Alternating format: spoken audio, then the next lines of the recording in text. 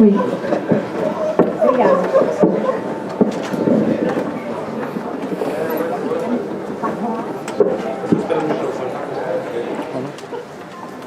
Pessoal, recebam o Fabiano Nunes, que é apresentador, palma de palmas para a equipe.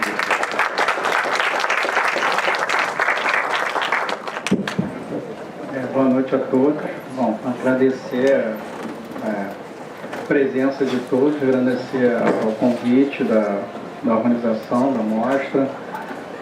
Acho que é uma oportunidade ímpar, né? Nós que somos pesquisadores, cinéfilos, a gente está acostumado, o que o Vitor falou hoje mais cedo, nós estamos acostumados a ver muitos desses filmes em cópias horrorosas, né? Assim, quando a gente vê esses filmes em tela grande, em película, realmente, de fato, nós conseguimos assistir esses filmes, né? O quanto, na verdade, mesmo a gente não, mesmo pesquisando, quem conhece esses filmes, de fato acaba não tendo acesso aos filmes, né? Só numa oportunidade ímpar como daqui da mostra. Na verdade, eu vou falar um pouco mais, vou falar um pouco sobre o lugar do Kozarinski dentro do cinema da história, do cinema argentino, ali nesse período, nessa virada dos anos 60 para os anos 70, né? E depois, especificamente, talvez a gente começar a botar algumas questões em relação do filme que a gente acabou a assistir, particularmente. No catálogo tem um texto muito bom, né, do Davi Olbinha, né, que é um pesquisador argentino que estuda não só cinema de vanguarda, mas também ele estuda literatura de vanguarda. Ele pega exatamente os anos 60, os anos 70.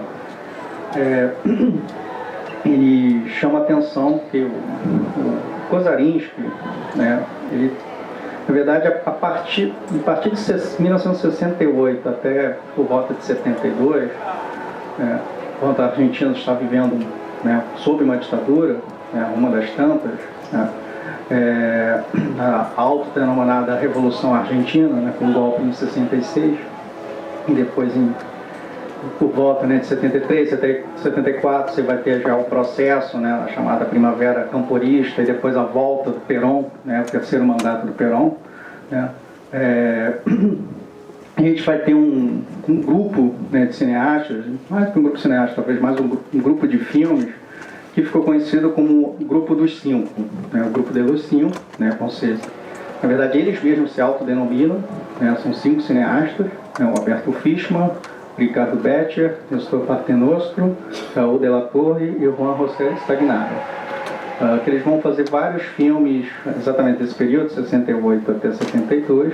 O filme inicial desse processo é o The Players versus Los Angeles Caídos, do Fishman, né, de 69. Na verdade, ele começa a rodar em 68 e o filme começa a circular em 69. E tem 3 cineastas, né, que são considerados, a rigor, né, na origem, eles não são do Grupo dos 5, mas tem mais 3 que vão, né, a mesma galera que se frequenta, né, eles, né, todos trabalhavam, se conheciam, que vai ser o Kozarinski, o Júlio César Ludueño e o Miguel Berro, né, que vão fazer também filmes de 71 até por volta de 74, né.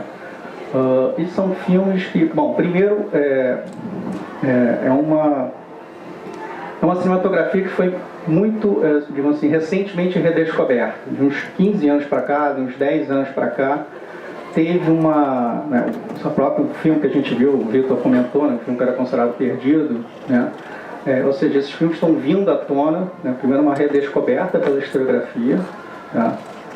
Eu acho que é muito sintomático, né, foi em 2001, teve uma mostra do Bafis, né, do Festival de Buenos Aires, uma grande mostra sobre o Grupo dos 5, né, e mais esses 3, tá? E acho que é bem sintomático no sentido que aquelas coisas de coincidências, né, históricas, que é exatamente no mesmo ano que a gente parar para pensar, mesmo ano que vai ter a grande, né, a mostra do cinema marginal aqui no Brasil, no CCBB, né, na produção do Pulpo, né, em São Paulo, no Rio de Janeiro, em que uma geração de cineastas, críticos vão reconhecer esses filmes, muita gente que só conhecia de livros, né, os clássicos livros do Fernão Ramos, né, do Jair Ferreira, a gente vai poder ver os filmes. Bom, agora a gente sabe, está no site, na internet, bom, os DVDs, né, os filmes existem, acho que essa é a grande questão, os filmes tornaram visíveis.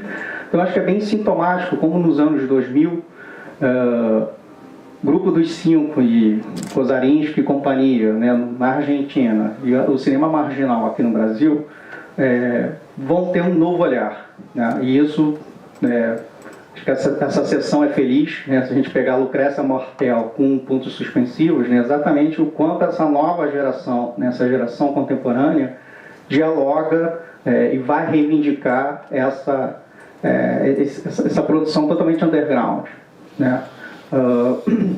E um novo olhar sobre a historiografia, tá? Acho que esse é um ponto, né? E essa coincidência histórica, né? Acho que é bem exatamente no mesmo ano, no Bafice, né? E aqui no Brasil, a gente está redescobrindo o cinema marginal, tá? Isso é uma questão.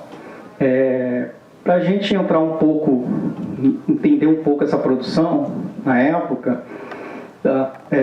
Bom, com um golpe, né, do general Juan Carlos Ogani em 66, que bom, toda a historiografia a gente sabe, ela é arbitrária, como toda a cronologia, né? Então, o chamado Nuevo Cine Argentino, né, ou a chamada geração dos 60, tradicionalmente ela termina em 66 com um golpe, né? E é considerado talvez o último filme do Nuevo Cine, nesse sentido historiográfico, o Crônica de um Ninho Solo, do Leonardo Fabio, que é o filme exatamente de 66.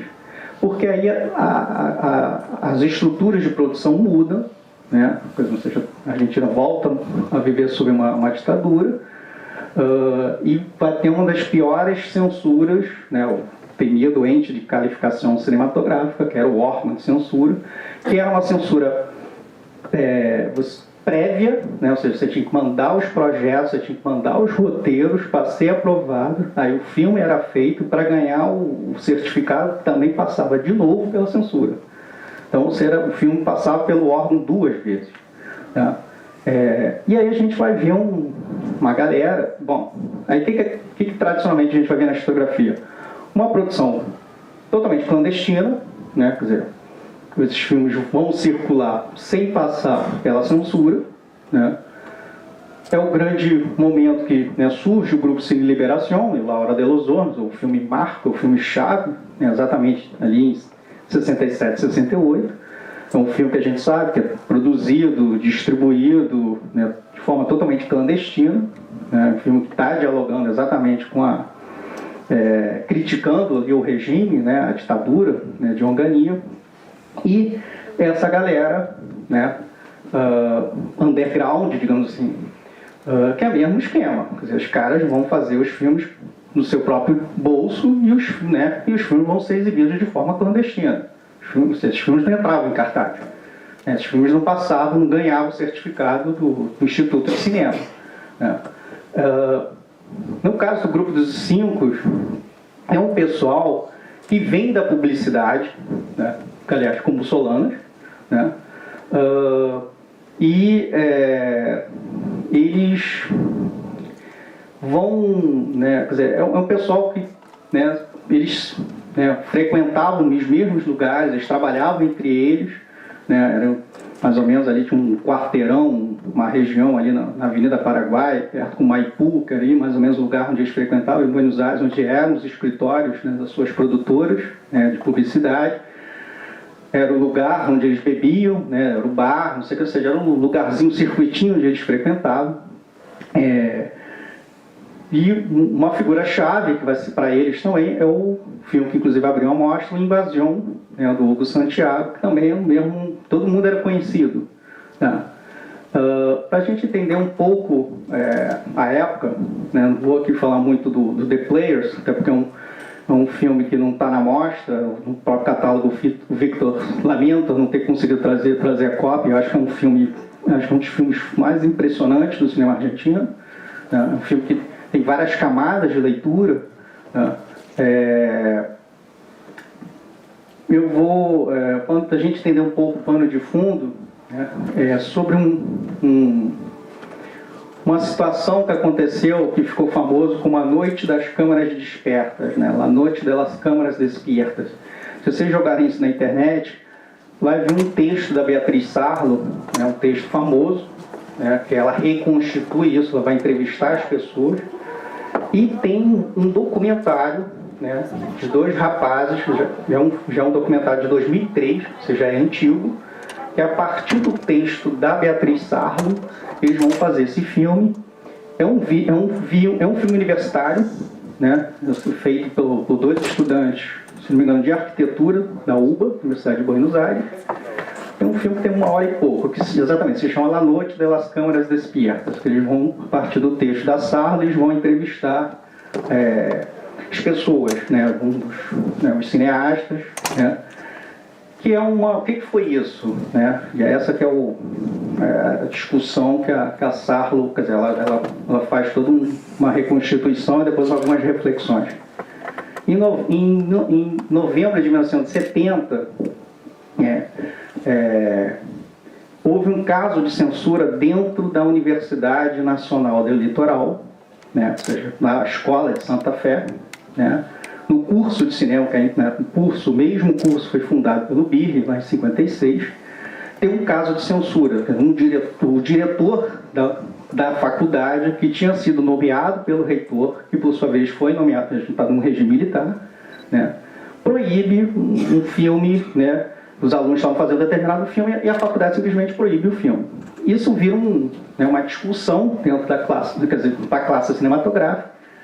E aí alguns docentes de Santa Fé vão bater na porta do Fischerman, do Alberto Fischerman, que já tinha feito The Players, né, em 70, o The Players circula em 69, e eles falam, quer dizer, a gente vai fazer um grande ato, né, contra a censura, né, e queremos que, né, os companheiros, né, de Buenos Aires se manifestem, né. E aí o Fishman fala, nós somos cineastas, nós não nos expressamos por textos, nós fazemos filmes. Então, e é tipo assim, isso foi na quarta, o ato era no sábado. Então assim, nós vamos fazer filmes, nós somos cineastas, então nós vamos nos manifestar como filmes. E aí eles viram à noite, né? Quer dizer, eles tudo decidem, eles na madrugada de quinta para, na verdade, de quarta para quinta, né? Eles já montam um estúdio, montam a luz, que são 6, 7 filmes, né? Para ser muito rápido, tem que ser, são todos rodados em 16mm, em reversível, vocês sabem, reversível como se fosse uma Polaroid, né? Ou seja, você já revela, o negativo já vira um positivo, né? Então você já não precisa mais fazer uma cópia, né? A cópia já é a original, né? Ou, quer dizer, melhor dito, o original já é a cópia, já é positivada, e sim som, para ajudar na pós-produção. Ou seja, então eles vão fazer 6, 7 curtas, mudos, preto e branco, né? Irreversível, não dava tempo para filmar um atrás do outro. Então, eles, no estúdio, né, eles montaram a luz de uma forma de que dava para fazer estava fazendo 3 filmes ao mesmo tempo dentro do mesmo estúdio, né? E aí eles montam na sexta, e na madrugada da sexta, às 2 horas da manhã, numa sintroneta, eles, né, pegam a estrada para chegar de tarde, né, em Santa Fé, com os filmes, né, para chegar até o ato, né. Quando eles chegam em Santa Fé, o evento era um sindicato dos ferroviários, que é bem, como diz a Sarlo, né, também bem sintomático da época, esse protesto ser dentro de um sindicato, quer dizer, fora da universidade, não só pela questão, né, quer dizer, fora da faculdade, mas essa relação da universidade ir extramuros, né, se relacionar com a sociedade, com a comunidade. E aí começam, né, as declarações, as entrevistas. Estava todo mundo lá, quer dizer, estava a esquerda peronista, a esquerda não peronista, os trotskistas, estava todo mundo reunido, né? E aí começa, né, as palavras de ordem, não sei o quê, e começam os filmes, né? Tem um filme que é o primeiro que incomoda muito, né? Que é um filme que basicamente um plano sequência, né, de uma de uma mulher meio que escandalizada lendo um livro, né? E aí quando a câmera se aproxima, né? É uma revista pornográfica, né? E uma coisa assim escandalosa, porque é uma loira tendo relações com um porco, né? Ou seja, uma pornografia de zoofilia, e na capa tem uma imagem do Che Guevara. Assim, essa revista pornográfica tem uma capa do Che Guevara, né? Que aí, né, o Filipe, que é um dos técnicos, né, que é dessa galera, ele fala: na verdade não era uma foto do Che Guevara, era a foto do Omar Sharif, que tinha feito o filme, né, do Fleischmann 2 anos antes, que ele faz papel do Che Guevara. Mas de qualquer forma é a figura mítica do Che, alguém, nem que seja o próprio, mas era alguém imitando um guerrilheiro, né? Então isso já vai abaixo. E depois vem um filme do Fischer, propriamente dito. Esse filme é o único que eu saiba que existe, né? E está na internet. Está no finalzinho desse documentário que eu comentei, que é não vou contar muito, mas assim, é um personagem, o filme é todo mudo, que o personagem está né, está gritando, aí vem uma mordaça, né? Depois ele se gesticula e amarra as mãos, ele começa a patear e amarra os pés, depois ele lança, né, o pênis, aí depois amarra o pênis, e aí, quer dizer, você está cada vez, segundo o Filipe, acho que é um dos filmes mais explícitos e mais vai né, contra a questão da tortura, da censura, né? E aí o filme, pronto, né? As pessoas ficam, né, uma ala, né, das pessoas que estavam no ar se escandalizam, que o filme era terrorista, né? E aí, ou seja, cria uma grande confusão, né? E aí, acho que, se não me engano, acho que é o Filipe que brinca, que assim, a única coisa que a gente queria era salvar o projetor, né, os filmes que se dane. A gente queria que, quando veio a confusão, porque esses militantes mais aguerridos queriam, né, assim, falando literalmente para porrada, né, porque tem esses caras de Buenos Aires que vieram aqui, tá entendendo? Passar esses filmes com essa... a gente está fazendo um ato contra a censura e vão, né, fazer esses filmes com esse tipo de cinema, com esse tipo de ideologia. E aí até o Filipe fala, a única coisa que a gente queria salvar o projetor, que era caro e que não era nosso, né, 16 milímetros, né? E aí tem aquela confusão toda, não sei o que, e parece que até o Fischer foi o cara que meio que disse, calma, companheiro, não sei o que meu filme não é terrorista, que o personagem se manifesta, não sei o que, para ter todo mundo. Bom, não vou aqui falar muito, né, desenvolver muito, mas é interessante para a gente pegar o texto da Sarro, que está na internet, que ela usa a chamada noite, né, das câmaras despertas como um retrato da Argentina ali daquele período, isso em novembro de 1970, né, quer dizer, como você vai ver, pessoas que são todos contra o regime, né, o atual regime, mas você vai ver esse confronto, né, essa briga, né, e no documentário acho que tem uma frase muito bacana do Filipe, que ele fala assim, mostra muito um certo sectarismo, né, que nós argentinos, né, por exemplo, aflora, eu acho essa metáfora uma metáfora recorrente, né, que faz aflorar esse anão fascista que todo argentino tem dentro, né. Parece que, né, todo argentino se acha o dono da verdade, e quando um argentino se encontra com o outro, né, com a ideologia oposta, o negócio, no último, né, é resolvido na porrada, né. E assim, quer dizer, isso vem à tona, esse autoritarismo que está entranhado, né, na cultura argentina, né, e na esquerda argentina, né. Acho que isso abre um pouco para a gente pensar como esses filmes eles vão surgir nesse período, né, um cinema totalmente não comercial, no sentido, ou seja, eles não estão circulando no cinema tradicional, mas, por outro lado, também eles vão ser muito críticos a um chamado cinema político, né? Acho que de duas formas, né? Quer dizer, duas vertentes de um cinema político, né? Uma que a gente vai ver muito recorrente na crítica cinematográfica daquela época, né, latino-americana, de um cinema político que vai absorver o cinema clássico narrativo, né? Alguns bem feitos, outros não, que não é um mérito, mas a gente sabe que a Batalha de Argel, do Pontecorvo, é um filme chave para essa geração, né? Então, e um tipo de cinema que depois, principalmente uma figura como Costa Gavras, né? o franco-grego, né? O cineasta franco-grego, o Z, A Confissão, quer dizer, são filmes exatamente ali, Estádio de Sítio, ou seja, são filmes exatamente dessa viração 60 para os anos 70, que vão fazer muito sucesso inclusive de público, né? Eles vão circular, principalmente na Europa, lá fora. Muitos desses filmes eram proibidos aqui na América Latina, né? E eram filmes, digamos assim, comerciais, né? E uma parte da crítica vai muito criticar, né? Assim, vai ser muito... É um cinema político palatável, né?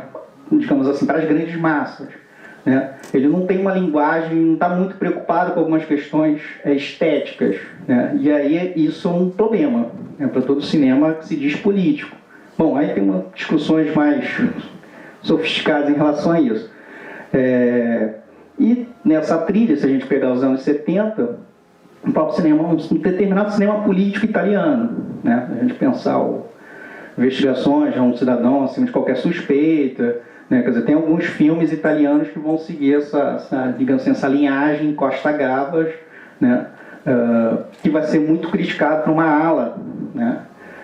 Que é exatamente que a gente vai ver uma figura como Kozarinski, né? Kozarinski, ele vai, no catálogo, né? no texto do Albinha, ele cita, né? um texto famoso, né? do Kozarinski, da época, né? Quando circulou o Pontos Suspensivos, né? o Reticência, ele vai criticar exatamente esse cinema político, né? Primeiro parece que como se estivesse vendendo, né? Parece que virou um gênero comercial, né? O cinema político. Ele é muito duro, né? Tem os textos o trecho que ele cita isso, parece que você está vendendo, né? Mais um desodorante, um refrigerante, né? E isso virou uma moda na Europa, né? Essa coisa né? Todo mundo tinha um pôster do Che Guevara, né? Então, assim, isso que, né, parece que uma leitura que, sendo bem dura, assim, uma leitura é como se você trocou o estereótipo, né? Quer dizer, o latino-americano, ele sempre é esse exótico para o olhar europeu, né? E você simplesmente trocou, né, a rumbeira ou a Carmen Miranda pela figura do guerrilheiro, né? Quer dizer, isso que o Kozarinski está, né? Quer dizer, e até que ponto esse cinema político, né, ele também satisfaz, né, esse olhar exótico europeu, né?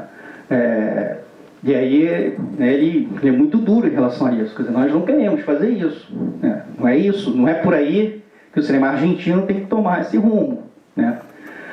Por outro lado, o Kozarinski é uma figura muito interessante, porque ele tem uma formação totalmente europeia, né? Quer dizer, ele tem a ideia de fazer esse filme, ele estava em Paris, né? Ele volta de Paris em 67, né? E aí ele consegue... ele volta acho que em 68, e aí ele começa a ter essa ideia de fazer um filme, e ele roda esse filme, se não me engano, em 69, é um filme totalmente, digamos assim, caseiro entre aspas, porque assim, os técnicos são grandes técnicos, né? O diretor de fotografia, ninguém menos que o Sorin, né? Que vai, tanto que ele fala que como um filme demorou 1 ano para ser feito, porque só era feito aos fins de semana, quantas pessoas tinham tempo, né? O Sorin, nesse 1 ano, ele virou um grande fotógrafo, né? Quer dizer, muito requisitado, né? Então isso também foi prejudicando a produção do filme. Então, assim, é um filme caseiro nesse sentido, não que o filme seja mal feito, né? É um filme amador, mas é um filme feito de uma forma totalmente independente nesse sentido, né? Quando ele demora 1 ano para rodar esse filme, e ele demora acho que uns 3 meses para montar esse filme. E ele diz que como o filme demorou muito para ser feito, então, obviamente ele foi mudando, né? Ao longo desse ano ele foi mudando, né, as ideias que ele tinha sobre o filme, né? Quer dizer, ele diz que ele tirou toda uma parte do filme, né? Quer dizer, porque na hora quando ele foi montar o filme já não era mais o que ele já tinha mudado a cabeça dele, tá? E a questão, voltando à questão do olhar exótico, né, quer dizer, tem uma questão que eu acho que é bem interessante nas entrevistas, né, as entrevistas do Kozarinskis da época, que aí acho que é bem interessante para a gente pensar o quanto dialoga com Laura de los Hornos nesse sentido. Não sei se alguém aqui já viu, já passou aqui, né, na mostra Laura de los Hornos, na primeira parte, tem um dos capítulos que se chama Cidade Porto, né, a gente vê, né, a forte ironia, né, e a forte leitura, a crítica, né, dura, né, que o Grupo Cine Liberação tem em relação a Buenos Aires. Né? Buenos Aires é a cidade de Porto, né, e é isso, ela é uma cidade, um enclave europeu, que se acha europeu dentro de uma Argentina né, pobre, latino-americana, né, Índia, né, quer dizer, indígena, quer dizer, que vira aquela imagem, né, Buenos Aires, ela é, né, uma cabeça que, né, dá suas costas para o resto da Argentina, olhando para o norte, né, seja na Europa ou os Estados Unidos. Né. E o Kozarinski é muito interessante que ele brinca com isso, né. Aquela sequência, que é uma sequência totalmente irônica, né, onde se passa isso, né, que é sensacional, né, ele pega uma narração de um documentário sobre Calcutá, né, com imagem. Isso foi a única coisa que ele rodou em 16mm, o filme todo é feito em 35. Fiz de propósito porque ele queria que tivesse essa imagem meio granulada, também foi mal filmado, porque ele queria que tivesse essa imagem granulada, como se fosse uma coisa meio documental, né? E além da praticidade de você andar no meio da rua com a câmera, né?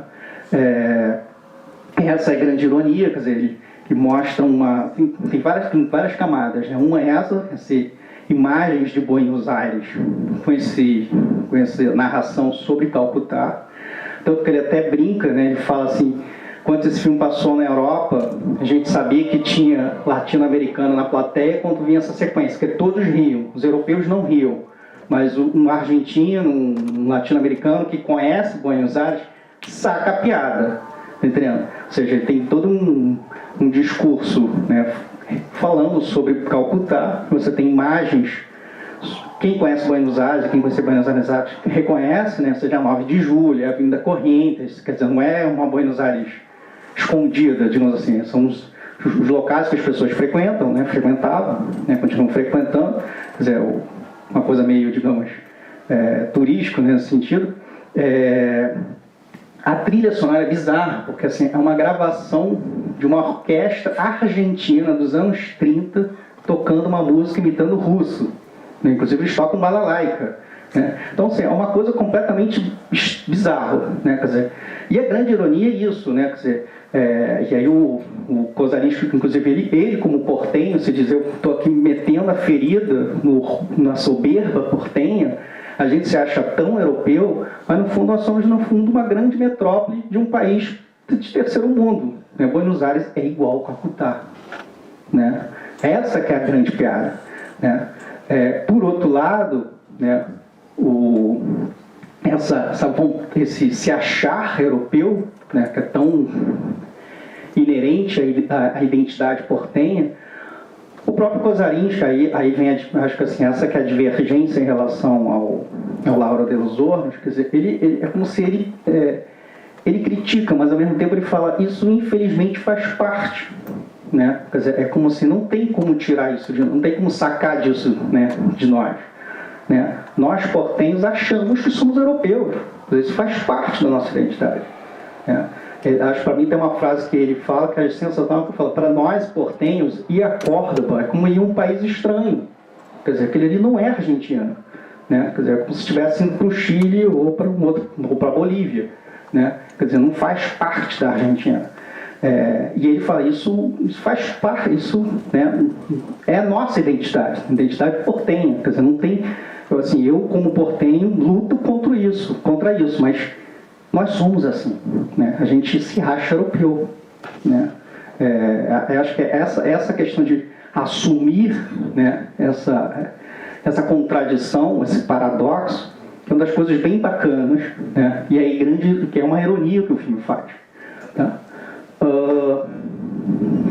Para fechar, arredondar um pouco mais a questão do filme propriamente dito, é um filme preocupado em pensar, né, a direita. Eu acho que esse é um dos grandes méritos desse filme. Existem poucos filmes, né, latino-americanos de uma forma geral, preocupados em pensar a direita, né? Como alguém de direita pensa. Esse é o esforço do Kozaniski nesse filme, né? E ele aqui, tudo bem, um filme totalmente irônico, satírico, mas é como se ele perceber, ele nas entrevistas da época, ele chama atenção, é como se uma direita tradicional perdeu o seu lugar, né? Ele diz que ele teve a ideia de fazer o filme quando ele estava lendo, né, sobre a Argentina em Paris, essa autodenominada Revolução Argentina, né, com o Gania, com o general Gania. E assim, esses valores tradicionais, que são as três instituições que estão aqui representadas no filme, né, quer dizer, o exército, a família, né, e a igreja, eles, né, para uma direita, que ele brinca, uma direita fascista, né, para uma direita eclesiástica pré-concílio Vaticano II, né, não faz sentido. Quer dizer, eles perderam o seu lugar, eles perderam a sua função histórica, né? É como se tivesse uma nova etapa do capitalismo, né, em que esses valores se perderam, né? E claro, uma das chaves de leitura, né, quer dizer, a gente pode ler um filme de várias formas, mas o Kozaniski está sacando, né, a chegada da sociedade de consumo, né? Ou seja, aquela sociedade patriarcal, né, em que certos valores eram fundamentais, já não faz mais sentido, né? Aquela sequência que é sensacional, e aí, como diz o Kozaniski, é uma homenagem, porque ele filma isso no estúdio onde foi filmado o The Players, que é aquela sequência do militar, que é sensacional, do milico, que ele está vestido de um militar do século XIX, com um discurso totalmente século XIX, né, pátria, não sei o que, os valores, a raça, não sei o que, ele está sendo vaiado, ele tira a roupa, e aí ele coça o saco, olha para, puta caralho, como é grande o Brasil, quer dizer, aquela inveja dos militares argentinos, pô, porque a gente não pega um pedaço desse gigante que é o Brasil, né, a vontade toda a gente, todo milico argentino teve de invadir o Brasil, e vice-versa, né, vamos combinar. E aí depois ele vira um tecnocrata, né, ele muda totalmente o discurso e passa a ser aplaudido. Né? Quer dizer, agora não, vai vir um capital estrangeiro, vai vir não sei o quê, agora eu vou vir numa reunião do International Company Bank, não sei o quê, e eu vou aqui no meu esporte alto, não sei o quê, parado. Quer dizer, e aí ele é aplaudido. Né? Quer dizer, essa sequência é uma sequência chave, né? Quer dizer, que o M, que é o personagem principal, ele não entende. Né? Quer dizer, como assim? Quer dizer, esses valores tradicionais, né, se perdeu, né? Quer dizer, o exército faz isso, né? O oficial fica traficando lá o uísque importado, né? Está mais preocupado com cigarro americano, com qualquer outra coisa, e ele chama atenção, não, mas o inimigo está aqui dentro, isso que o M, né, chama atenção. E é exatamente isso, o filme ele brinca com essa direita que perdeu o seu lugar, né? Quer dizer, pelo menos ele reconhecia ali essa ditadura com esse discurso desenvolvimentista, tecnocrata, que está ali na Argentina, nessa virada dos anos 60 para os anos 70, exatamente isso, esse é o esforço, né, dele pensar isso. Né? Acho que esse é o grande mérito do filme. Tá? Sim. Bom, acho que... levantar, né? Acho que eu não sei se alguém tem uma pergunta, acho que é questão, né? Gente, infelizmente não vai dar tempo, porque a caixa tem que fechar às 9 e infelizmente a gente ficou sem tempo. Desculpa.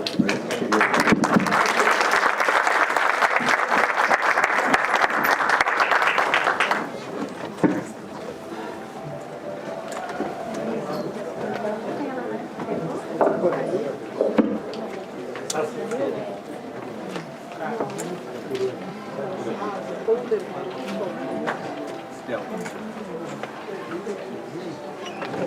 A referência de Calcutá Sim. é uma referência do texto do Levi-Strauss.